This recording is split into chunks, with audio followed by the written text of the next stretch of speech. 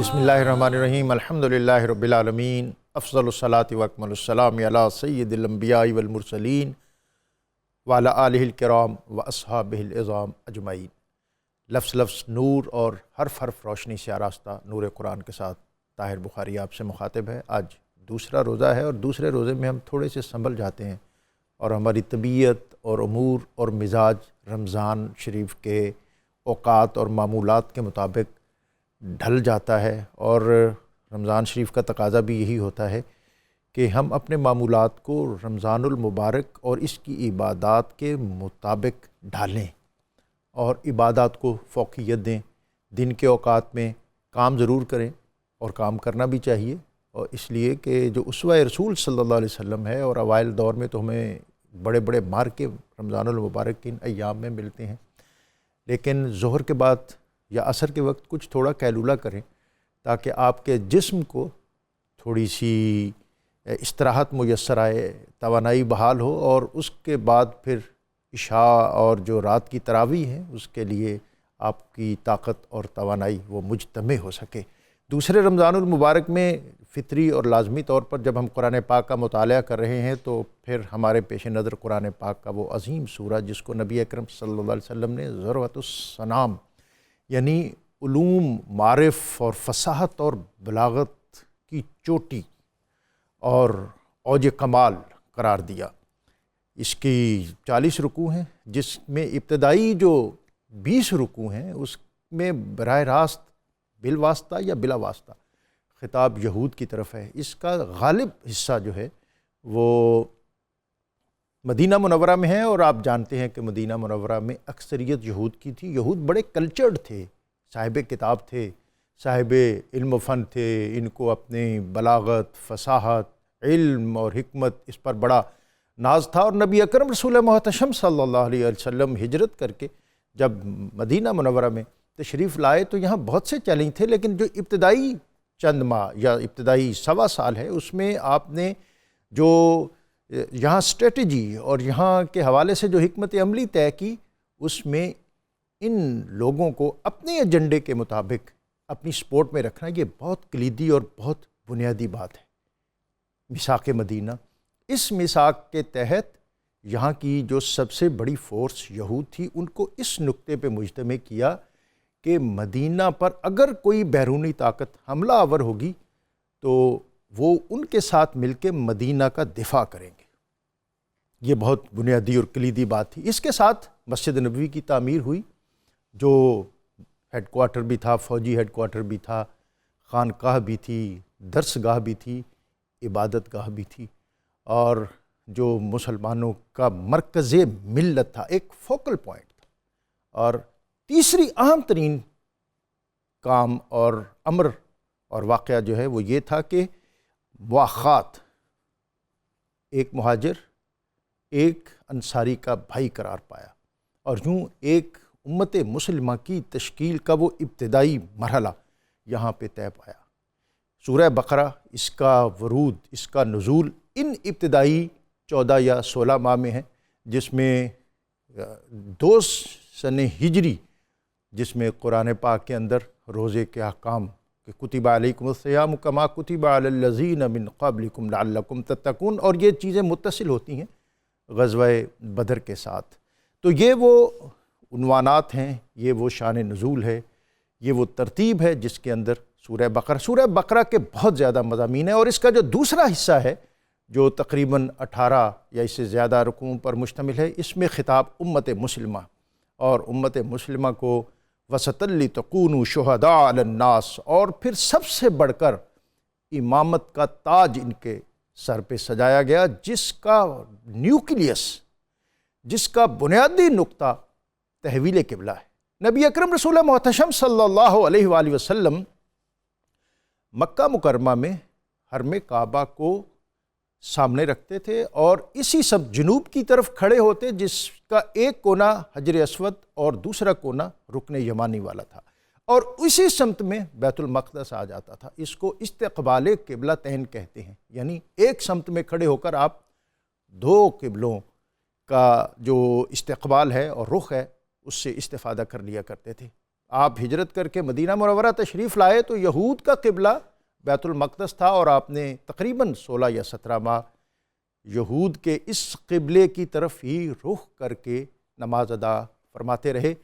وحی اور قرآن پاک میں اس کا کوئی واضح حکم تو نہیں تھا، لیکن اس کو ہم وحی خفی، یعنی وہ وحی جو اللہ اور اس کے رسول کے درمیان ہے، اس کے حکم کے تحت یہ امور چلتے رہے۔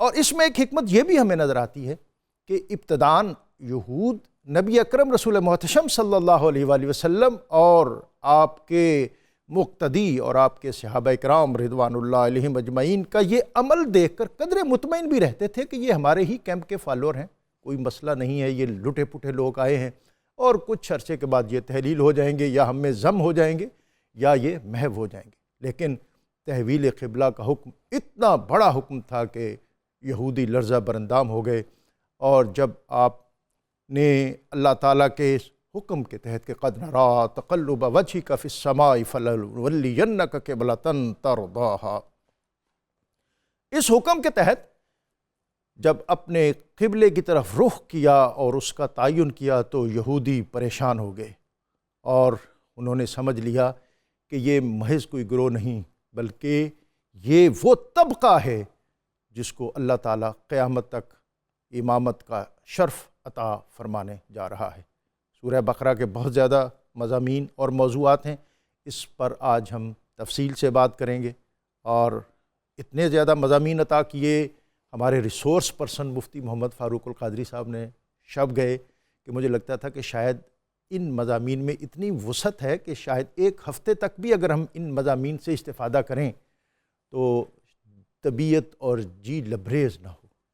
اور یہ ریسورس پرسن بہت اہم چیز ہوتا ہے، ان کے آنے سے ہمیں تھوڑی سہولت بھی ہوئی کہ ابتداً تو ہم ایک خاص موضوع کی حد تک محدود اور مقید تھے، لیکن ان کے آنے سے موضوعات کا ایسا دروا ہوا، اور پھر ہمیں امید پیدا ہوئی کہ آنے والے دنوں میں یہ سہولت ہمیں اور زیادہ بہم ہوگی۔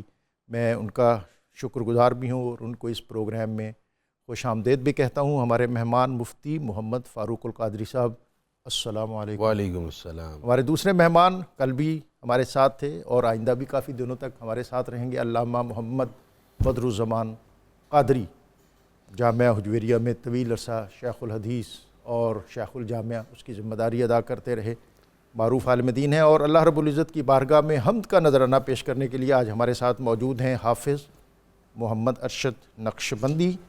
اپنے اسکالرز کی طرف جانے سے قبل آج کا اسم مبارک اسماء الحسنہ میں سے ایک اسم الوہاب، سب کچھ عطا کرنے والا، سبحان اللہ۔ اس اسم مبارک کی برکت یہ ہے کہ جو شخص اس اسم کا کثرت سے ورد کرے اللہ تعالیٰ اسے ہر قسم کی محتاجی سے دور رکھے گا۔ حضرت صاحب بلا تمہید آپ کی طرف۔ بسم اللہ الرحمن الرحیم۔ ڈاکٹر صاحب آپ نے جو بات سورہ بقرہ سے ریلیٹڈ ارشاد فرمائی، واقعتاً سورہ بقرہ علوم و معارف کا سمندر ہے۔ یہی وجہ ہے کہ حضرت عمر جیسی ہستی نے سورہ بقرہ پڑھنے میں 10 سال صرف کیے۔ اللہ، مقدمۃ القرآن بھی، مقدمۃ القرآن، جو علوم اور معارف اور شریعہ ہے قرآن کی، اس میں اس کو ایک ابتدائیہ کی حیثیت، دباچے کی حیثیت۔ بالکل ایسا ہی ہے۔ اور اس صورت پاک، ویسے تو قرآن مجید کی ہر آیت کا یہ اعجاز ہے کہ ایک آیت میں پڑھنے والے کے لیے اور فہم کا شوق اور جستجو رکھنے والے کے لیے متعدد اسباق ہوتے ہیں۔ جو آیت مقدسہ ابھی ہم آپ نے جو فرمایا ہے، آیت نمبر 143 سورہ بقرہ کی، اس آیت میں بھی متعدد اسباق ہیں۔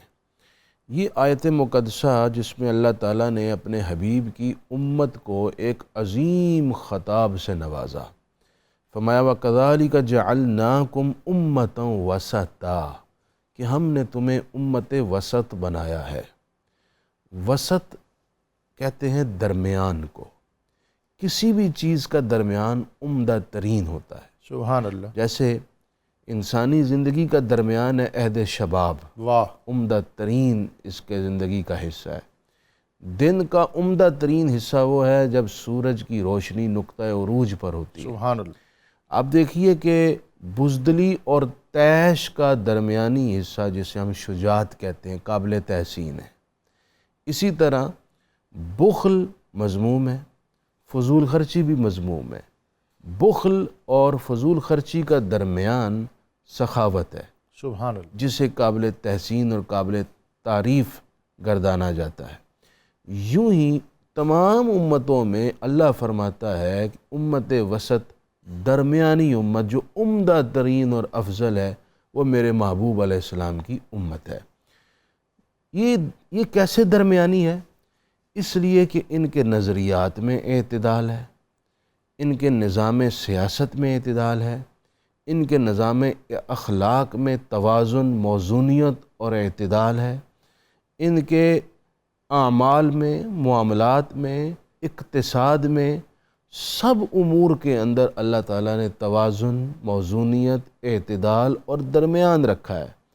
لیکن میں ساتھ ایک بات ٹوٹے دل اور درد مند دل کے ساتھ بھی کہوں گا، کبھی کبھی جب اس آیت پہ میں غور کرتا ہوں کہ اللہ تعالیٰ نے اس امت کو اعتدال کی وجہ سے امت وسط اور بہترین امت ارشاد فرمایا ہے، اور پھر ہم جب اپنے اعمال پر غور کرتے ہیں کہ ہم یوں بگڑ چکے ہیں کہ آج جب اس تناظر میں ہم اپنے قول اور فعل کو دیکھتے ہیں تو پھر سوچ میں پڑ جاتے ہیں کہ کیا ہم وہ لوگ ہیں جن کا قول اور فعل آج اعتدال سے ہٹ چکا ہے، بلکہ انتہا پسندی کی طرف ہے، افراط اور تفرید کا شکار ہیں۔ جبکہ ہمارے اکابر جنہوں نے اپنے قول اور فعل کو اعتدال کی دائرے میں رکھا، تو ان کا ہر اور قول و فعل اس آیت کا آئینہ دار تھا، مصداق تھا، اور دنیا کی امامت کا شرف بھی انہوں نے حاصل کیا۔ تو اللہ تعالیٰ نے فرمایا یہ بہترین امت ہے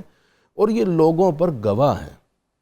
اس امت کا یہ بھی شرف ہے کہ گزشتہ تمام امتوں پر اور خود ایک دوسرے پر ان کو گواہی کا، شہادت کی قبولیت کا، شہادت کی اہلیت کا شرف حاصل ہے۔ حدیث شریف میں قیامت کے دن اولین آخرین سب جمع ہوں گے، امتیں اپنے نبیوں کے سامنے ان کی تبلیغ کی تردید کر دیں گی، کہیں گی یہ تو نہ ہمارے پاس تشریف لائے، نہ انہوں نے پروردگار تیرا کوئی پیغام ہمیں پہنچایا۔ اگر یہ موسیٰ و عیسیٰ اور تمام انبیاء اپنی اپنی امتیں ان کی کہیں گی ہمیں آپ کا پیغام پہنچاتے تو اے رب ذوالجلال ہم قبول کر لیتے، یہ تو ہمارے پاس نہ آئے نہ انہوں نے ہمیں پیغام پہنچایا۔ انبیاء اکرام فرمائیں گے مولا ہم تو گئے تھے، ہم نے پیغام بھی پہنچایا تھا۔ اب اس وقت ایک شہادت کی ضرورت پیش آئے گی، تو اس شہادت کے لیے حضور کی امت محمدیہ کھڑی ہوگی اور کہے گی پروردگار ہم شہادت دیتے ہیں کہ تیرے یہ انبیاء تشریف لائے تھے، انہوں نے ان کو تیرا پیغام حق پہنچایا، انہوں نے قبول نہیں کیا۔ اچھا اب وہ لوگ کہیں گے پروردگار یہ کیسے گواہی دے سکتے ہیں، یہ تو ہمارے زمانے میں موجود ہی نہیں تھے، یہ تو آخری امت ہے، انہوں نے ہمارا دور، عہد اور معاملات نہیں دیکھے ہوئے۔ تو اس وقت یہ امت اپنے نبی اللہ کے حبیب کی طرف دیکھے، یا رسول خدا ہم نے تو آپ کی زبان سے سنا، اللہ تو سرکار کریم علیہ الصلوۃ والسلام پھر گواہی دیں گے، جس کا ذکر آگے ہے وَيَكُونَ الرَّسُولُ عَلَيْكُمْ شَهِيدًا، پھر اللہ کے حبیب گواہی دیں گے کہ ہاں میری امت سچ کہہ رہی ہے۔ حضور کی گواہی حتمی اور قطعی ہوگی، اس کے بعد کسی کو کوئی بات کرنے کی اجازت نہیں ہوگی، اور اس گواہی کی بنیاد پر فیصلہ ہو جائے گا کہ انبیاء تشریف لائے، دعوت دی، انہوں نے قبول نہیں کیا۔ اور ڈاکٹر صاحب اس کے بعد میں مختصر بات کر رہا ہوں، اب یہ جو آیات ہے اس سے قبل اور اس کے بعد والی اس میں تحویل قبلہ کا ایک واقعہ آ رہا ہے۔ اب وہ واقعہ پیش کیوں آیا، اللہ نے قبلہ بدلا کیوں؟ اگر قبلہ بدلنا ہی تھا تو پھر ابتداءً اس قبلے پر لے آتے جس طرف ہم آج ہیں، بیت اللہ کی طرف، کعبہ کی طرف۔ تو فرمایا اس کی وجہ یہ ہے لِنَعْلَمَ مَن يَتَّبِعُ الرَّسُولَ مِمَّن يَنقَلِبُ عَلَىٰ عَقِبَيْهِ، کہ اللہ یہ ظاہر کرے کون ہے جو میرے حبیب کی فالوئنگ کرتا ہے، اتباع کرتا ہے، اور کون ہے جو انحراف کرتا ہے۔ بہت اہم اصل اللہ یہ ظاہر کرنا چاہتا ہے کہ جو میرے حبیب کی اقتداء کرے گا، ان کو فالو کرے گا وہ ہمارا ہے، جو نہیں کرے گا وہ دھتکار دیا گیا شہزادہ ہے۔ صاحب یہ ابتدائیہ بن گیا، اور میں چاہوں گا تحویل قبلہ کے حوالے سے آپ مزید اس بات کو لے کر آگے بڑھیں۔ جی بسم اللہ الرحمن الرحیم۔ ڈاکٹر صاحب اگر آپ تاریخ اسلام کو دیکھیے نا تو 2 ایسے مرحلے آئے ہیں جو اہل ایمان پر بڑی کڑی آزمائش تھے، اور یہی آزمائشیں ان کے ایمان کی پختگی کو پرکھنے کا سبب بنی اور جانچنے کا سبب بنی۔ ایک تو معراج کا واقعہ جو بالکل محیر العقول واقعہ تھا، معجزہ تھا، اس پر خدشہ تھا کہ شاید کوئی دوسری رائے آتی، اور دوسرا وہاں بھی اہل ایمان ثابت قدم رہے اور تصدیق کی۔ دوسرا واقعہ تحویل قبلہ کا ہے، اور آپ یہ دیکھیے یہ ایسا واقعہ ہے کہ بالکل بات ماورائے عقل جاتی ہے کہ دوران نماز پوری جماعت جو ہے 180 ڈگری کے اینگل پر روٹیٹ کر گئی ہے، جہاں مرد ہیں وہاں عورتیں آ گئی، جہاں عورتیں تھیں وہاں مرد آ گئے، اس طرح روٹیٹ ہوئے۔ اصل میں یہ آزمائش تھی، جیسا کہ مفتی صاحب فرما رہے تھے کہ اللہ تعالیٰ فرماتے ہیں کہ میں اصل میں 2 چیزوں کو میں نے دیکھنا تھا، کون میرے حبیب کی اتباع کرتا ہے، جو دلوں میں ان کی زبانوں پر محبت کے جو زمزمے جاری ہیں، کیا دل اس کی تائید کر رہا ہے یا نہیں کر رہا۔ دل اور دماغ اور زبان کے کلمات دونوں کے اندر یکجہتی اور یگانت کو ظاہر کرنا تھا، اور دوسرا یہ تھا کہ اللہ تعالیٰ نے ان کے ایمان کو پرکھنا تھا۔ اللہ فرماتے ہیں کہ اللہ تعالیٰ ان کے ایمان کو ضائع نہیں کرنا چاہتا تھا، اس لیے ضائع نہیں کرنا چاہتا تھا۔ اب ایمان کا جو ضیاع کا سبب بن رہا ہے وہ رسول اکرم علیہ السلام جو تو آپ کے ساتھ روٹیٹ ہو گئے، پھر گئے قبلہ میں، ان کا ایمان باقی رہ گیا، اور جو نہیں پھرے ان کا ایمان باقی نہ رہا، اور کوئی ایسا ایک سنگل بھی فرد نہیں تھا، صحابی نہیں تھے جس نے آپ کے ساتھ جو ہے وہ رخ نہ بدلا ہو، اور کوئی سوال بھی نہیں کیا گیا۔ سوال تو کیا جانا چاہیے تھا، لیکن جب کہ فرما دیا۔ اچھا پھر میں نے اور کچھ تاخیر بھی ہو سکتی تھی کہ چلیں یہ نماز مکمل ہو جائے، اس کے بعد اناؤنسمنٹ ہو جائے، اور ایک ڈکلیریشن جو ہے وہ جاری ہو جائے، اور وہ زیادہ آسانی اور سہولت ہوتی۔ لیکن اصل میں بات پھر وہیں آ جاتی ہے کہ اللہ تعالیٰ نے ایمان کو پرکھنا تھا، اور زبان پر جاری محبتوں کے زمزمے جو ہے ان کی جو ہے وہ اللہ تعالیٰ کو تائید درکار تھی کہ تائید کیسے کرتے ہیں، اور یہی بات ہے۔ اطاعت شاری کا اس سے بڑھ کر اور منظر اور مظہر بھی کیا ہو سکتا ہے۔ صدیقہ کائنات فرماتی ہیں کہ میں نے زندگی میں جو ایک چیز بڑی گہرائی میں جا کے نوٹ کی وہ یہ کی ہے کہ اللہ تعالیٰ نے آپ کی خواہش کی تکمیل میں کبھی تاخیر نہیں فرمائی، نہ دعا کی آپ کی تکمیل میں اور نہ خواہش کی تکمیل میں۔ فرماتے ہیں کہ میں نے دیکھا اللہ نے ہمیشہ بہت جلدی فرمائی ہے، اور قرآن کریم کی اس آیا تحویل قبلہ کی جو آیا ہے یہ اس بات کا بین ثبوت ہے کہ 2 رکعت کے بعد اگر 4 کے بعد بدل دیا جاتا تو کیا تھا، کیا اتنی تعجیل تھی؟ اور جو یہ آیت ہے فَلَنُوَلِّيَنَّكَ قِبْلَةً تَرْضَاهَا، کہ رضا آپ کی مطلوب ہے۔ اللہ تعالیٰ تو اس پر بھی راضی تھے کہ قبلہ بیت المقدس رہتا، لیکن رسالت امام علیہ السلام کے دل میں 2 باتیں تھیں۔ آپ فرماتے ہیں کہ ایک تو میرے جد امجد نے بیت اللہ کو تعمیر کیا، ایک تو وہ ہمیشہ ذہن میں رہتی تھی بات، اور دوسرا یہ ہے کہ یہود اور نصارہ جو ہیں ان کا قبلہ یہ تھا، اور آپ کی یہ خواہش تھی کہ وہ خالف الیہود والی بات آ جاتی ہے کہ عملی اعتبار سے جو ہے ان سے ممیز ممتاز ہمیں ہونا چاہیے۔ تو یہ 2 باتیں تھیں، اور آپ نے جبریل امین سے جب عرض کیا کہ میری یہ خواہش ہے کہ اللہ تبارک و تعالیٰ جو ہے قبلہ کو بدل ڈالے، تو آپ نے جبریل نے عرض کیا یا رسول اللہ صلی اللہ علیہ وسلم بات یہ ہے کہ میں بھی اللہ کا بندہ ہوں، غلام ہوں، آپ سب سے زیادہ اللہ کے قریب ہیں۔ یہ بات بڑی زبردست ہے۔ یہ جبریل جو سید الملائکہ ہیں اور رسول فرشتے ہیں، عرض کرتے ہیں کہ میں یہ بات نہیں کر سکتا، میں بھی اللہ کا بندہ ہوں، لیکن آپ اللہ کے زیادہ قریب ہیں، اللہ تعالیٰ آپ کی خواہش کی تکمیل میں تاخیر نہیں فرمائیں گے، جلدی فرما دیں گے۔ اور جب آپ جبریل اوپر چڑھ گئے تو آپ دیکھتے رہے کب پیغام آتا ہے، پھر دیکھیے کہ نماز کے دوران ہی جو پیغام آیا اور قبلہ کو جو ہے وہ تبدیل یہ کر بہت دیا۔ اہم اور بڑا ٹرننگ پوائنٹ تھا۔ اس پر اگر آپ مزید بھی کوئی کمنٹ کرنا چاہیں، اور میں چاہوں گا کہ اس کو آپ پھر فردر آج کے موضوعات میں سے جو ذکر اور شکر اور پھر یہ ہمارا جو عہد ہے اس کے اندر تو بڑا ابتلا ہے اور ہمارے حالات بڑے مختلف ہیں، اس حوالے سے بھی آپ آج بڑی رہنمائی کی ضرورت ہے امت کو اور قوم کو۔ جناب ڈاکٹر صاحب یہ آیت مقدسہ مومنین کے لیے بہت بڑی نعمت ہے۔ فَاذْكُرُونِي أَذْكُرْكُمْ، سبحان اللہ، سبحان اللہ۔ میرے بندو تم مجھے یاد کرو، واہ اذکرکم، کیا کہیں، میں تمہیں یاد کروں۔ اور یہ بھی صرف اور صرف دین اسلام کا ہی اعجاز اور شرف ہے کہ اس دین کے دائرہ رحمت میں جو داخل ہوتا ہے اس کو رب العزت اتنا اعزاز بخشتا ہے کہ اگر وہ اپنے پروردگار کو جس انداز سے یاد کرے وہ رب العزت اس سے اعلیٰ انداز سے اپنے بندے کی قدر فرماتا ہے۔ سبحان اللہ۔ دیکھیے ڈاکٹر صاحب، اللہ رب العزت نے کیسا خوبصورت نظام بنایا کہ بندہ اگر چاہتا ہے کہ میں اپنے رب کے حضور مقرب بن جاؤں، اس کے حضور ناز میں میرا بھی ذکر ہو، اس کے حضور ناز میں میرا بھی کچھ نہ کچھ تذکرہ ہو اور جائے۔ یہ بڑا مقام ہے مفتی صاحب۔ ڈاکٹر صاحب اس سے بڑا کیا مقام ہو سکتا ہے؟ آج اگر پرائم منسٹر کے چاہیے سامنے اچھوں کسی کو کا جتنا نام، چاہیے، جی یہ اگر چاہیں تو پھر کیا چاہیے؟ ڈاکٹر صاحب کتنے لوگوں کی خواہش ہوتی ہے کہ میرا پرائم منسٹر کے سامنے نام ہی آ جائے۔ نام لے۔ اگر وہ کہیں سے گزر رہے ہوں پرائم منسٹر تو لوگ ایک دھکے مار کے آگے ہونے کی کوشش کرتے ہیں، مجھ پر ایک نظر ہی پڑ جائے، شاید وہ ویو کر دے۔ ہاں۔ تو لوگوں کی خواہش ہوتی ہے کہ مجھے بڑے، جو مجھ سے بڑے ہیں وہ میری طرف دیکھ لیں، میرا نام لے لیں، میرا ذکر کر دیں۔ جس کا نام رب العزت کے حضور ذکر ہو جائے، جو ساری کائنات کا حقیقی بادشاہ ہے، جو خلاق عالم ہے، اس کے لیے کتنا بڑا شرف ہے۔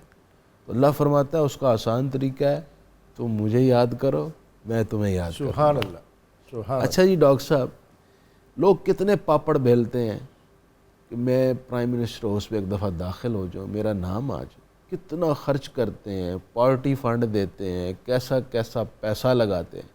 لیکن یہاں دیکھیے کوئی پیسہ لگانے کی ضرورت نہیں ہے، بیٹھ کے آپ اللہ رب العزت کو یاد کرتے ہیں، محض آپ کا یاد کرنا اس کی بارگاہ میں آپ کے ذکر ہونے کا باعث بن جاتا ہے۔ اور دنیا داری کے معاملے میں پتہ نہیں کہیں وہ بات حتمی ہوتی ہے یا نہیں، یہاں تو یقینی بات۔ یقینی بات ہے، کیونکہ اس کا فرمان اور اعلان بھی ہے، اور اگر آپ صدقات، زکوٰۃ اور اپنے مالی حقوق ادا کرتے ہیں تو آپ کے قرب میں اور اضافہ ہوتا ہے۔ تو ارشاد فرمایا تم مجھے یاد کرو، میں تمہیں یاد کروں گا۔ اب سوال یہ ہے کہ بندہ تو یاد کرتا ہے رب کو، کبھی سبحان اللہ کہہ کے، کبھی الحمدللہ کہہ کے، کبھی اللہ اکبر کہہ کے، کبھی سجدے میں تسبیحات پڑھ کے، کبھی کلام الہی کی تلاوت کر کے۔ اللہ بندے کو کیسے یاد کرتا ہے؟ تو اس حوالے سے دو باتیں میں ایک حدیث بھی سناتا ہوں اور ساتھ جو مفسرین نے لکھا ہے وہ بھی سناتا ہوں۔ بندے کے یاد کرنے کے مختلف طریقے ہیں۔ اگر بندہ اپنے رب کو اطاعت سے یاد کرے، یعنی جیسے اس نے حکم دیا ہے بندہ ویسے کرے، یہ بھی اس کو یاد کرنا ہے۔ مثلا اللہ فرماتا ہے نماز پڑھو، بندہ نماز پڑھتا ہے۔ اللہ فرماتا ہے بندے کو زکوٰۃ دو، بندہ زکوٰۃ دیتا ہے، صدقہ دیتا ہے۔ اللہ نے فرمایا ماں باپ کی خدمت کرو، بیوی بچوں کے حقوق ادا کرو، ایک دوسرے سے اخلاق سے پیش آؤ۔ یہ سب بھی اللہ کو یاد کرنا ہے۔ یقیناً مفسرین فرماتے ہیں کہ اگر بندہ اطاعت سے یاد کرے تو اللہ اس بندے کی مغفرت فرما کر اسے یاد فرماتا ہے۔ سبحان اللہ، اچھا، سبحان اللہ۔ اگر بندہ کسی نعمت کے ملنے پر خوش ہوا اور کہتا ہے یا اللہ تیرا شکر ہے، یہ بھی اس کو یاد کرنا سبحان ہے۔ اللہ۔ تو فرمایا اگر بندہ شکر سے یاد کرے تو اللہ تعالیٰ اس بندے کو اور نعمت دے کر یاد فرماتا ہے۔ اور مفتی صاحب یہ ودیت کیا گیا ہے انسان کی فطرت میں کہ جب اس کو کسی کی طرف سے کوئی اچھی چیز ملتی ہے تو پھر وہ اس کے آگے سرنگوں ہوتا ہے، سرنگوں ہوتا ہے، اچھے اطاعت کلمات کرتا ہے، پیش کرتا ہے۔ جی پیش کرتا ہے، ایسا ہی ہے۔ اور تیسرا فرمایا اگر بندہ محبت سے یاد کرے تو اللہ تعالیٰ اسے اپنا قرب دیتا ہے۔ یہ قرب دینا اللہ کا یاد کرنا ہوتا ہے۔ اب حدیث پاک جو بخاری میں ہے اس کا ایک حصہ کہ حضور علیہ السلام نے ارشاد فرمایا کہ اللہ فرماتا ہے کوئی بندہ مجھے تنہائی میں یاد کرے تو میں بھی اسے یاد فرماتا ہوں اپنی تنہائی کیا میں۔ بات۔ اگر کوئی بندہ مجھے اپنے جی میں، دل میں یاد کرے تو میں اسے اپنے شیان شان اپنے جی میں یاد فرماتا ہوں۔ اور اگر کوئی بندہ مجھے جلوت میں یاد کرتا ہے تو میں پھر ملائکہ کی جلوت میں اس بندے کو یاد فرماتا ہوں۔ میں یہاں ایک سوال میرے ذہن میں بھی جی ہے جی۔ کہ اس یاد کے طریقے کیا ہیں؟ اب ڈاکٹر صاحب یہ بھی بڑا اہم سوال ہے۔ اس یاد کے میں نے جیسا کہ عرض کیا ہے، آپ رمضان شریف ہے، آپ روزہ رکھتے ہیں اور روزہ رکھ کر آپ نماز پڑھتے ہیں، یہ اس کو یاد کرنا ہے۔ آپ روزانہ قرآن مجید کی تلاوت کرتے ہیں، یہ اس کو یاد کرنا ہے۔ اور وہ بخاری شریف کے کلمات تو آپ چھوڑیں ہی نہ، وہ تو ضرور پڑھیں۔ اس سے یہ بہت خوبصورت طریقہ ہے یاد کرنا۔ بخاری کی سب سے آخری حدیث، حضور نے فرمایا کلمتانی حبیبتانی للرحمن، 2 کلمے رب کو بڑے ہی پیارے ہیں، بڑے ہی اچھے لگتے ہیں، سبحان اللہ. زبان پر پڑھنے میں بڑے آسان ہیں، لیکن جب کل قیامت عمل تولیں گے تو ترازو میں یہ سب سے بھاری ہوں گے. کون سے ہیں؟ حضور نے فرمایا سبحان اللہ و بحمدہ سبحان اللہ العظیم. سبحان اللہ. اسی طرح قرآن مجید کی سب سے پہلی آیت الحمدللہ رب العالمین، یہ سارے ذکر کے زمرے میں بھی آتے یاد ہیں، کرنا اور ہے. پھر یہ قرآن پاک کی تلاوت، یعنی قرآن ان ایام میں قرآن پاک کی تلاوت ہو، نماز ہو. ایک مجھے جملہ کہنے دیجئے گا جو کالر بڑے بےتاب ہیں. جی آپ کال لیں. جی السلام علیکم. وعلیکم السلام. جی میاں غلام مرتضیٰ صاحب گوجرا سے ہمارے مستقل کالر ہیں، آپ کو خوش آمدید. وعلیکم السلام ورحمۃ اللہ وبرکاتہ. سر جی کی ٹھیک ہو ڈاکٹر صاحب؟ خیریت ہے؟ جی آپ کیا پوچھنا چاہتے ہیں؟ سر میں آپ کا بہت مشکور ہوا ماشاء اللہ، رمضان شریف میں قرآن پاک کی ترجمہ تشریح ہمیں آپ کا بھی شکریہ. آپ بالکل ڈائریکٹ بات کریں، اپنے اسکالر سے کیا رہنمائی چاہتے ہیں؟ میرا اسکالر یہ ریکویسٹ ہے کہ وہ کون سی نماز تھی جس میں قبلہ شریف کو بدلا گیا؟ ہاں وہ کون سی نماز تھی جب یہ آرڈر آیا اور پھر لوگوں نے، صحابہ نے رخ تبدیل کر لیا؟ جی ایک اور کالر ہیں. السلام علیکم. مشتاق احمد صاحب لاہور سے، آپ کو خوش آمدید. السلام علیکم سر جی. جی وعلیکم السلام. سر میں رکشہ چلاتا ہوں، رکشے کی وجہ چلانے کی وجہ سے میں روزہ نہیں رکھ پا رہا، تو اس کے لیے ذرا بتائیں کہ میں کیا کر سکتا ہوں اور کس کی مدد کر سکتا ہوں. اب یہ آپ نے نہیں بتایا کہ رکشہ آپ کو رات کو چلاتے ہیں یا دن میں چلاتے ہیں. بہرحال یہ جو فرضیت کا حکم ہے، ابھی ہم اپنے علماء سے رہنمائی لیں گے. یہاں وقت ہے ایک بریک کا. ناظرین بریک سے واپس آئیں گے تو ہم سورہ بقرہ کے مضامین، اس کے معارف اور اس میں جو احکام بیان ہوئے ہیں، اس کی حکمتیں اور جو علوم و معارف کا ایک سمندر موجزن ہے ان کی آیات میں، اس سے استفادہ کریں گے اور اپنے اسکالر سے مزید رہنمائی حاصل کریں گے ایک مختصر سے وقفے کے بعد.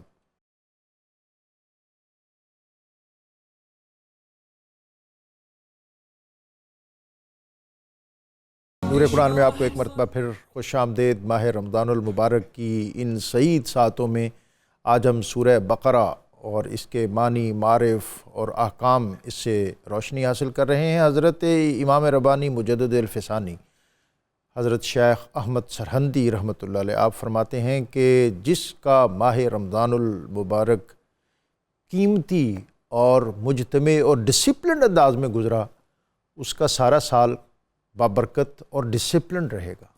اور جس کا ماہ رمضان منتشر اور بے خیالی میں گزرا، وہ سال کے باقی ایام جو ہیں اس میں بھی کسی برکت کا حامل نہیں ہو سکے گا.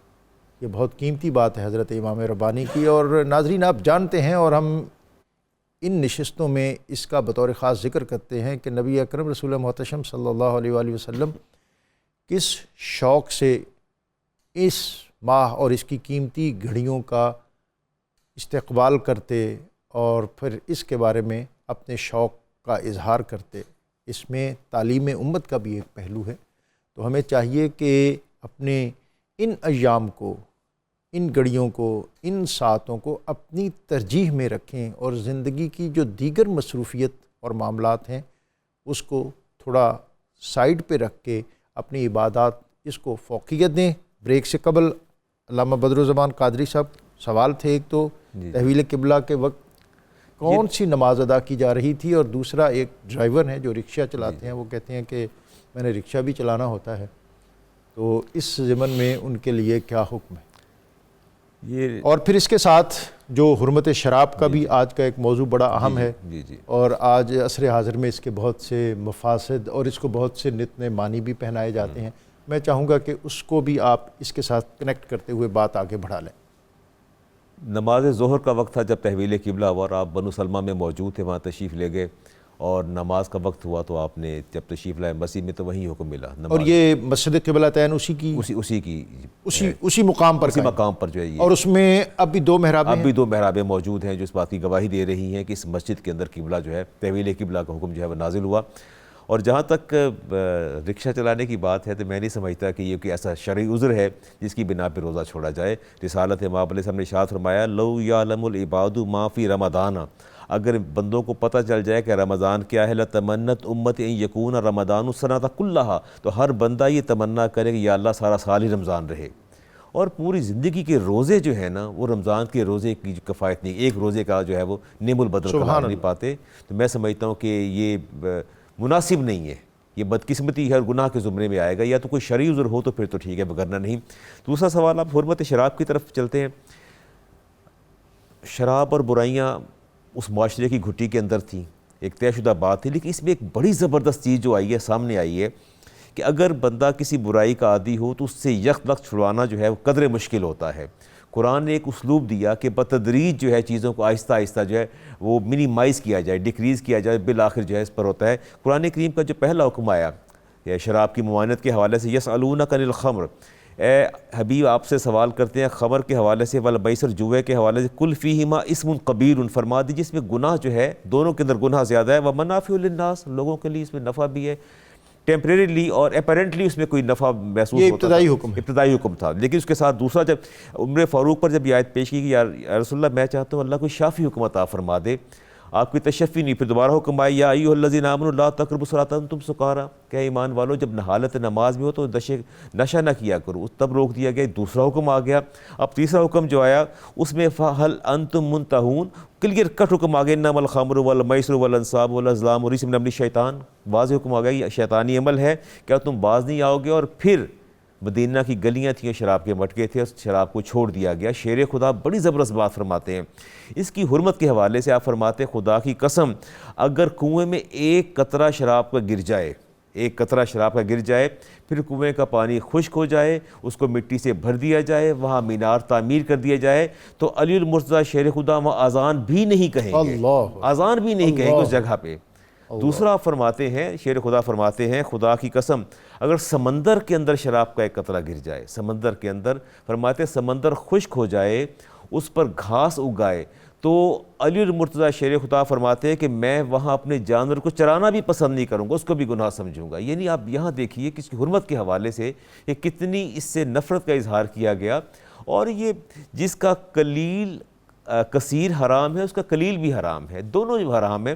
اس میں یہ کہنا کہ تھوڑا لے لیا زیادہ لے لیا وہ بات درست نہیں ہے. چیز اچھا علامہ صاحب، بعض میڈیسن ایسی ہیں یا بعض ٹریٹمنٹ میں کچھ اس طرح کی چیزیں استعمال ہوتی ہیں کہ جس میں شائبہ ہوتا ہے کہ شاید کوئی ایسا ایلیمنٹ موجود ہو، اس حوالے سے جی میں عرض کرتا ہوں الکوہل ہوتی ہے جی، اس میں اس کی بڑی، اور ہمارا فقہ کا قاعدہ اور ضابطہ ہے کہ جو انتہائی قلیل مقدار معدوم ہو جائے اور علاج کے لیے اگر ایسا ہے تو اس میں اجازت دی گئی. اسی طرح بعض پرفیوم ایسے ہیں، پرفیوم ایسے الکوہل ہوتی ہے. اس میں ہمارے علامہ غلام سعیدی صاحب ہمارے محقق الاثر ہیں، انہوں نے لکھا کہ اس میں بہت قلیل مقدار ہوتی ہے، اس کو بھی انہوں نے جائز قرار دیا، کوئی ایسی بات نہیں. لیکن جب تقویٰ امام اعظم ابو حنیفہ رحمۃ اللہ تعالیٰ علیہ سے سوال کیا گیا کہ جب آپ وضو فرماتے ہیں اس کے بعد آپ اپنا لباس کیوں بدل لیتے ہیں، تو ہمیں تو آپ نے حکم نہیں فرمایا. آپ نے فرمایا کہ جب سے میں نے یہ حدیث پڑھی ہے کہ وضو سے گناہ جو ہے وہ گرتے ہیں، تو میں سمجھتا ہوں کوئی وضو کے پانی کے چھینٹے پڑ جائیں تو میرے کپڑے جو ہیں اس سے ناپاک نہیں ہوتے. آپ سے پوچھا کہ یہ آپ نے ہمیں تو نہیں حکم فرمایا، وہ میرا تقویٰ ہے، فتویٰ میرا یہی ہے کہ اس لباس سے نماز ہو جاتی ہے. اچھا میں حضرت چاہوں گا کہ کچھ تھوڑی آپ اگر اس پہ بات کرنا چاہیں. اور آج چونکہ ہمارے موضوعات جو سوسائٹی کو بھی ضرورت ہوتی ہے کہ جو روزمرہ کے امور ہیں، سوسائٹی کے چلن ہیں، معاملات ہیں، ان کو محراب و منبر جو ہے بطور خاص ایڈریس کرے. اور یہ تھوڑی ایک میں سمجھتا ہوں کہ کوتاہی بھی ہے کہ ہمارا محراب ہمارے سماج کے ساتھ اس طرح کنیکٹ بھی نہیں ہو پا رہا. محلے کی جو مسجد ہے اس کے خطیب کا خطبہ معاشرے پر اپنا امپیکٹ نہیں چھوڑتا. اس پر بہت سی سٹڈیز بھی ہو رہی ہیں، اور میں گزشتہ دنوں دیکھا کہ ہارورڈ یونیورسٹی کا ایک ورکنگ گروپ یہاں لمز کے ساتھ مل کے یہ کر رہا تھا. میں اسی ضمن میں اس پر کوئی سردست میں تبصرہ نہیں چاہتا، لیکن میں چاہتا ہوں طلاق جو ہے یہ اس وقت بہت اس کی ریشو بہت بڑھ رہی ہے. تو میں ایک گھر گھر کی کہانی ہے، اور فیملی سسٹم جو ہے ہمارا وہ ڈسٹرائے ہو رہا ہے، ڈسٹرب ہو رہا ہے. اور جو والدین بچوں کو جس راہ پہ لے کے جانا چاہتے ہیں بچے ادھر نہیں چلنا چاہتے، اور جو بچوں کا چلن ہے وہ والدین کو پسند نہیں ہے. اور ایک گھر کی جو اجتماعیت ہے وہ بہت متاثر ہو رہی ہے. اس پر آپ ضرور آج کمنٹ کریں، کچھ رہنمائی. ڈاکٹر صاحب جو آپ نے ابتدائی بات فرمائی کہ محراب و منبر آج بے اثر کیوں ہوتے جا رہے ہیں، اس کی ایک بنیادی وجہ یہ بھی ہے کہ جب تک ہم معاشرے کی ضرورت کے مطابق اپنی گفتگو کو ترتیب نہیں دیں گے اس وقت تک لوگوں کو ان کے مرض کا علاج نہیں ملے گا۔ دوا وہ اثر کرتی ہے جو مرض کے مطابق ہو۔ ضروری ہے کہ معاشرے کی تشخیص ہو، ضرورت کو سمجھا جائے، اس کے مطابق دین اور شریعت کے ضابطے احسن اور حکمت برے انداز میں پیش کیے جائیں۔ یقیناً طلاق کی جہاں تک بات ہے ڈاکٹر صاحب، اس کے بہت سارے عوامل ہیں۔ آپ نے درست فرمایا، طلاق کی جو ریشو بڑھ رہی ہے وہ انتہائی تشویشناک ہے۔ ہماری سوسائٹی میں پہلے ہی بیوہ اور طلاق یافتہ خواتین کی تعداد بہت زیادہ ہے۔ جب کوئی عورت طلاق یافتہ ہو جائے یا بیوہ ہو جائے تو اس کی زندگی کا سروائیول بہت مشکل بہت ہو جائے۔ مشکل۔ خصوصاً ممکن ہے کہ عورت کو دوسرا شوہر مل جائے لیکن بچوں کو دوسرا باپ نہیں مل پاتا۔ بچے میاں بیوی کے جھگڑے میں رل جاتے ہیں اور سب سے زیادہ نقصان انہی بچوں کا ہوتا ہے۔ کو اور بسا اوقات بڑے دردناک مناظر ہیں سوسائٹی میں۔ اور بڑے دردناک، اور اس کے ساتھ یہ بھی عرض کر دوں کہ ہماری سوسائٹی میں طلاق یافتہ خواتین سے شادی کرنے کا رجحان بھی بہت کم ہے۔ ایسے ہی 100 میں سے 1-2% ہے جن کا آگے شادی ہو جاتی ہے، ورنہ بیچاریاں رل جاتی ہیں۔ اس میں ایک گزارش یہ کروں گا کہ ضروری نہیں کہ طلاق کے معاملے میں عورت ہی قصوروار ہو، ممکن ہے مرد کا بھی قصور ہو۔ کسی عورت کو طلاق ہو جائے تو اس کو، ممکن ہے مفتی صاحب، ہاں جی عین ممکن ہے۔ اور میں یہ بھی عرض کر رہا ہوں، کسی طلاق والی عورت کو عیب زدہ نہ سمجھے، کسی بیوہ کو عیب زدہ نہ سمجھے، وہ بھی اللہ کی مخلوق ہیں، اور اگر غلطی بھی تھی بالفرض تو اس ٹھوکر کھانے کے بعد انسان بہت سمجھ جاتا ہے۔ ان عورتوں کو اپنائیں، خصوصاً وہ احباب جو کوارے ہیں وہ بھی شادیاں کریں، سہارا بنیں۔ ہمارے نبی صلی اللہ علیہ وسلم جب آپ کی پہلی شادی ہوئی تو آپ کوارے تھے، اور شادی کس سے ہوئی؟ سیدہ خدیجہ الکبریٰ سلام اللہ علیہا، جو آپ سے عمر میں 40 سال 15 سال عمر ان کی زیادہ تھی۔ تو عمر کے تفاوت کے باوجود آپ صلی اللہ علیہ وسلم نے انہیں اپنے نکاح میں لیا۔ اس کے بعد آپ نے سیدہ عائشہ صدیقہ کواری تھی۔ دیگر خواتین جو دیکھ لیجئے، کچھ بیوہ ہیں جن کو آپ نے اپنے نکاح میں جگہ دی۔ تو آپ صلی اللہ علیہ وسلم کا اسوہ کامل ہمارے لیے نمونہ ہے، ایسی عورتوں کے لیے بھی آپ سہارا بنیں۔ اب جو یہ طلاق کی قباحتیں ہیں، نقصانات ہیں، یہ تو ہمارے سامنے، اس کے عوامل پر ہم غور کریں کہ ایسا ہوتا کیوں ہے۔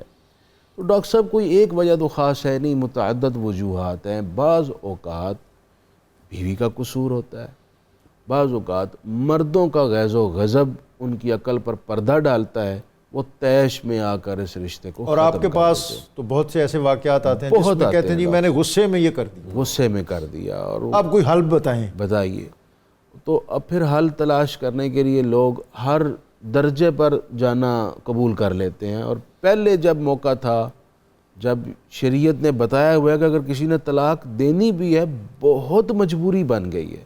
اول تو شریعت کہتی ہے میاں بیوی کا جھگڑا ہو جائے تو قرآن میں ہے کہ پہلے مرد اس سے ہلکی سی ناراضگی شو کرے، پھر اپنا بستر پہلے تو سمجھائے، پھر اپنا بستر الگ کر لے، پھر بھی بات نہ بنے تو خاندان کے 2 بڑے بزرگ آ جائیں، ان کے درمیان مصالحت کروائیں، اس تنازع کو ختم کریں، رنجش ختم کروائیں، پھر بھی ایسا نہ ہو اور آخری حل یہی رہ گیا ہے کہ طلاق دی جائے، پھر بھی شریعت کہتی ہے کہ 1 مہینے میں 1 طہر میں 1 طلاق دی جائے۔ وقت مل جائے گا سوچنے کا، پچھتاوے سے بچ جائیں گے۔ لیکن اگر آپ نے جھٹ سے اکٹھی ہی 3 طلاقیں دے دیں، نہ کوئی راستہ چھوڑا، سارے دروازے اپنے لیے بند کر لیے، اب پچھتاوے کے سوا کچھ باقی نہیں رہے گا۔ سب سے زیادہ ضرورت رشتے کو قائم رکھنے کی ہے، اور وہ ضرورت تب پوری ہوگی جب آپ کی شخصیت میں تحمل اور برداشت ہوگا، اور باہمی اعتماد ہوگا، باہمی اعتماد ہو۔ اچھا، یہ باہمی اعتماد کی جو بات کی جی، یہ شک بھی جو ہے نا ڈاکٹر صاحب، بہت یہ رشتوں کو بری طرح ڈیمیج کرتا ہے۔ خصوصی طور پر میں ایڈوائز کرتا ہوں، اور اس پر میرا فتویٰ بھی موجود ہے، کہ میاں بیوی کو ایک دوسرے کا موبائل دیکھنے کی اجازت نہیں ہے۔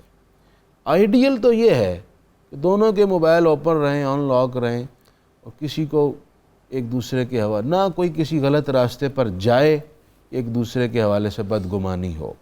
لیکن پھر بھی جو موجودہ حالات ہیں، ان حالات کے تناظر میں ایک دوسرے کی جو موبائل کی پرائیویسی ہے اس میں نہ جائیں، نہ دیکھیں، نہ بدگمانی میں پڑیں، اور نہ ہی ایک دوسرے کے رشتوں میں اس طرح خلل اور دراڑیں پیدا ہوں۔ بے شک۔ دوسری بات یہ ہے، میں یہاں تھوڑی سی رہنمائی یہ بھی لے لوں یا اپنی بات بھی کر دوں، بہت سی غلط فہمیاں ایسی ہیں کہ جس کے سبب طلاق ہو گئی اور بعد میں وہ ریکٹیفائی ہوئیں اور اب پچھتاوے کے علاوہ کوئی نہیں تھا، لیکن وہ بچہ رل گیا جیسا آپ نے ابتدا میں کہا کہ جس کے سبب شوہر نے بیوی پر کوئی الزام لگایا۔ جی ایسا ہی آج تو سائنس اور جو ڈی این اے وغیرہ اس کے سبب چیزیں عیاں ہو جاتی ہیں، یہاں ہو جاتی ہیں۔ جی بالکل آپ درست فرما رہے ہیں، اس لیے اپنا دل کھلا رکھیں، کھلا رکھیں، اپنے رشتوں کے اندر اعتماد پیدا کریں، اور اگر بالفرض کچھ آپ کے ذہن میں غلط فہمی ہے بھی تو اس کا ازالہ جائز اور درست طریقے سے کریں۔ غصے میں جو آپ ڈیسیژن لیتے ہیں اس میں سوائے پچھتاوے کے کچھ حاصل نہیں ہوتا۔ اور ایک بات ڈاکٹر صاحب بہت ہی ضروری ہے، پہلے جب میاں بیوی کے درمیان جھگڑے ہوتے تھے، ناراضگی ہوتی تھی تو ماں باپ سمجھاتے تھے اور ان کے درمیان کچھ نہ کچھ حصہ ڈال کر مصالحت کر لیتے اور خاندان کے بزرگ، خاندان تھا اور خاندان کے کچھ بزرگ بھی تھے جن کے آگے سر جھکا کے بات تسلیم کر لی جاتی تھی۔ آج ایک تو کسی کو بزرگ مانا نہیں جاتا، کہتے ہیں انہوں پتہ ہی کچھ نہیں ہے، بابے انہوں کی پتہ۔ مفتی صاحب پھر ایک اب نسل نو میں یہ بھی ایک خود مختاری سی آ گئی ہے کہ جی ہماری زندگی ہے، اب ہمیں جینے دیں۔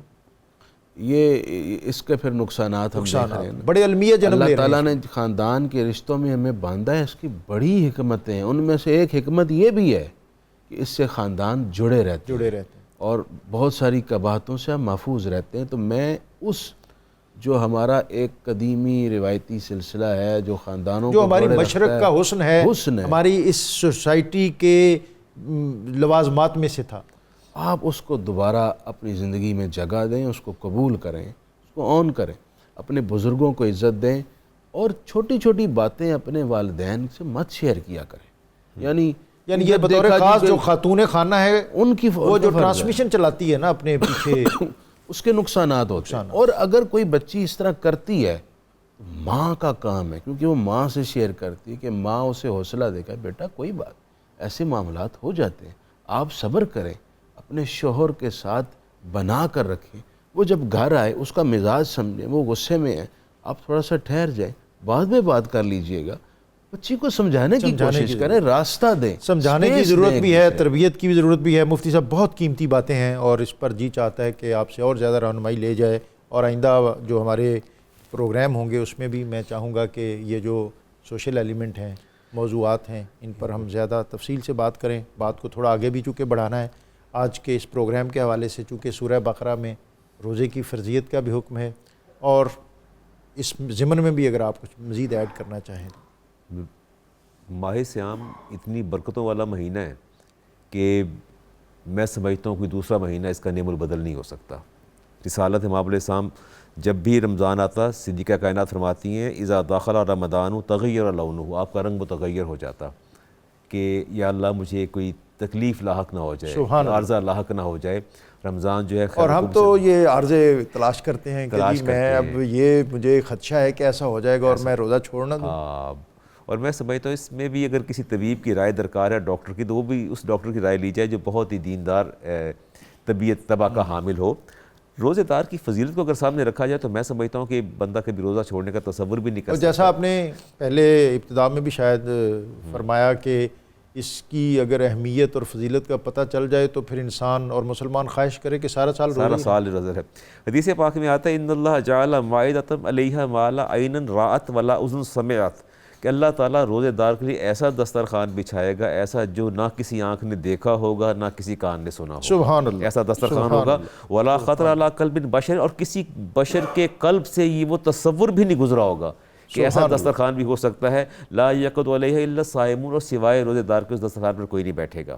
اور دوسری حدیث پاک میں آتا ہے کہ یودع للصائمین مائدۃ من ذہب، ان روزے داروں کے لیے اللہ تعالیٰ سونے کے دسترخوان بچھائے گا. اللہ اکبر. اور فرمایا یاکلون منہا والناس ینظرون، اور وہ روزے دار وہاں بیٹھ کے کھائیں گے اور باقی لوگ دیکھ رہے ہوں گے کہ ان کو یہ اعزاز میسر آ گیا ہے. اتنا بڑا اعزاز ہے. میں سمجھتا ہوں کہ اللہ کسی کو بھی محروم نہ کرے، مجھے بھی اور آپ کو بھی، میرے سننے والوں کو بھی. صائم کی جو خوبیاں بتائیں میرے نبی نے. یہ قبولیت دعا کے حوالے سے لوگ بہت پوچھتے ہیں جی جی کہ کون سی ایسی ساتھ ہے بطور خاص ماہ رمضان المبارک میں، وہ بھی ذرا ضرور کوئی نشان. میں ابھی حدیث دیکھ رہا تھا کہ روزے دار کی فضیلت کتنی ہے. اللہ تبارک و تعالیٰ نے حدیث قدسی ارشاد فرمایا کہ ان اللہ یوحا، کنز المال میں ہے روایت، یوحا الی الحافظات، اللہ تعالیٰ وہی فرماتا ہے محافظ فرشتوں کو کہ لا تکتبوا علی صوامی عبید بعد العصر سیئا. فرمایا کہ میرا یہ روزے دار بندہ اگر عصر کے بعد جو ہے یہ کوئی خطا کرے، اس خطا کو ہرگز نہ لکھنا. اس سے خطا کا ارتکاب کر بیٹھے، اس خطا کو لکھنا نا، اتنا اعزاز ہے. اور سب سے بہتر وقت ہے افطار کا وقت، جب دعا کی جائے. وہ سب سے بہتر وقت ہوتا ہے جب بندہ انتہائی مضطرب اور بے قرار ہوتا ہے اور ایک طویل ترین بھوک اور پیاس سے وہ دوچار ہوتا ہے، اور جب وہ دعا مانگتا ہے تو روزے دار کی دعا جو اللہ تعالیٰ قبول فرماتا ہے. میں سمجھتا ہوں یہ سب سے بہتر دعا ہے، اور اس کا کوئی نعم البدل بھی نہیں. سبحان اللہ، کوئی نعم البدل نہیں. مفتی صاحب آپ کچھ ایڈ کرنا چاہیں؟ اور ادخلوا فی السلم کافہ، آخری ساتیں ہیں، 2-4 منٹ ہیں ہمارے پاس. جمعہ ہے، جمعے میں بھی حضور نے فرمایا ایک گھڑی ہے جب دعا کی جائے کوئی رد نہیں ہوتا. سبحان اللہ. سیدہ کائنات سیدہ فاطمہ زہرا سے ایک روایت ہے کہ آپ اپنی خادمہ سے فرماتی تھیں ذرا دیکھو.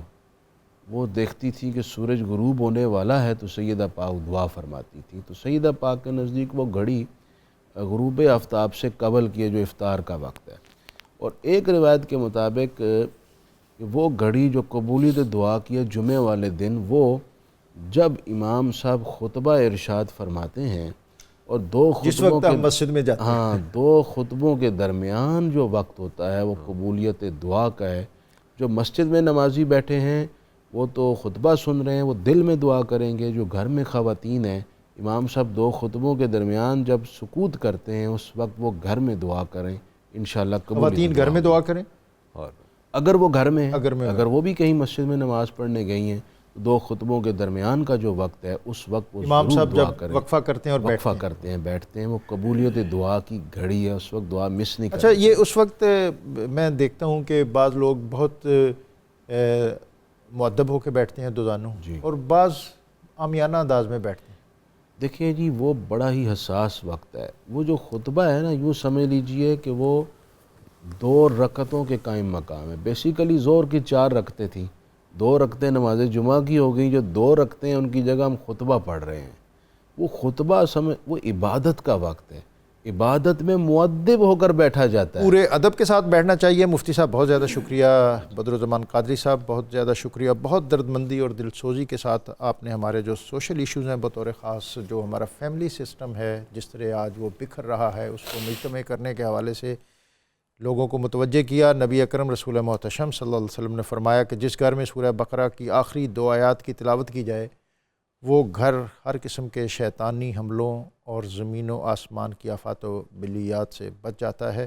میں مہمانوں کے شکریہ کے ساتھ اللہ رب العزت کی بارگاہ میں حمد کا نذرانہ پیش کرنے کے لیے حافظ محمد ارشد نقشبندی صاحب سے درخواست گزار.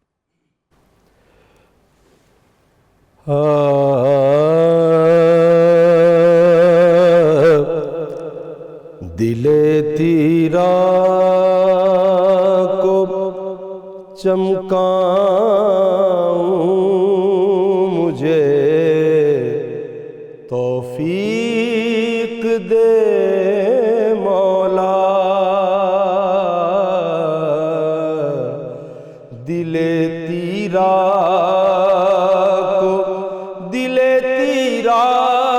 کو چمکاؤں مجھے توفیق دے مولا.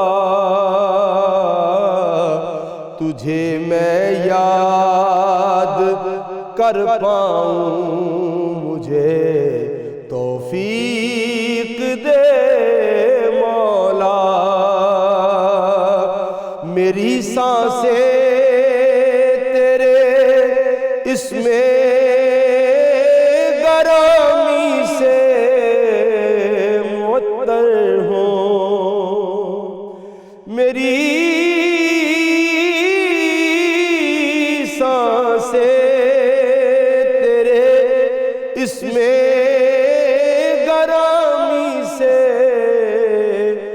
معطر ہوں، مشام جان کو مہکاؤں، مجھے توفیق دے مولا، سلیقہ دے میرے مالک، مجھے حسن